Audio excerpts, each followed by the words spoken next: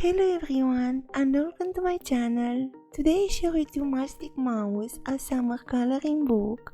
I chose Summer Matchstick Mouse. The book has 35 illustrations with a lot of activity of Matchstick Mouse and her friends while walking, swimming, fishing and much more. I buy this book because I really like the adventures on this little mouse. The landscapes are really amazing. The paper is not so good for watercolors, but I think it is perfect for colored pencil. Let's see together adorable picture of a mouse and his adventures with his friends. See you next time with a new video. Be creative and follow the passion that is in your heart. Have a nice day.